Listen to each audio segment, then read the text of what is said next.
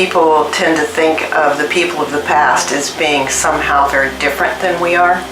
The simple, primitive, savage. We also need to think about what can we learn from them and apply in our lives today? What was it that they could teach us that could be used? There was no boundary when these paintings were produced. The artists that produced these panels lived on both sides of what we now consider the U.S.-Mexico border, but in the past it was just a river. And they were on both sides, and they were fluid, and they had to work together to survive in this landscape.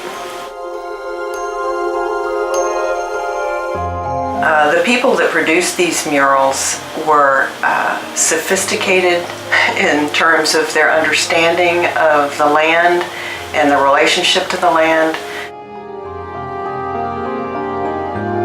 What we're learning is that the information that's encoded in these murals contains information on philosophy and botany, astronomy, ecology. It's a tremendous amount of information that can help us understand how our ancestors related to the world.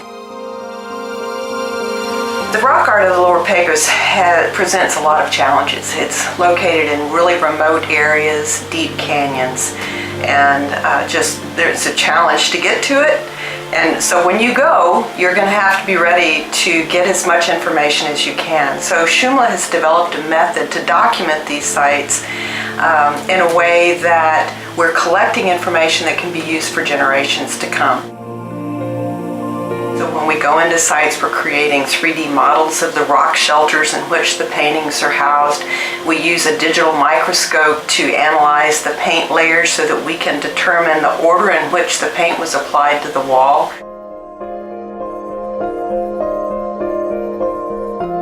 So we're setting the standard in the state-of-the-art documentation of rock art. But it's more than that.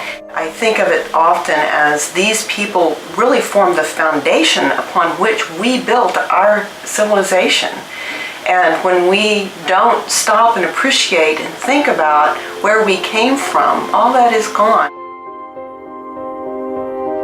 All the technology that we have, all the knowledge that we have, all of that was built up from that foundation that was established by them. I think from that perspective, it's very important that we study the past.